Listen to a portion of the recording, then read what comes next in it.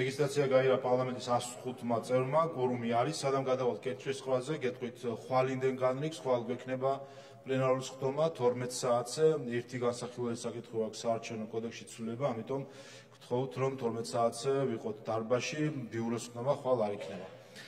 ახლა კი გთხოვთ ყურადღებას, მაღალი კორუმი არის საჭირო, კენჭი ეყრება საქართველოს პარლამენტის დადგენილების პროექტს საქართველოს მთავრობისთვის ნდობის გამოცხადების შესახებ. გთხოვთ ჩართოთ კენჭისყრის რეჟიმი.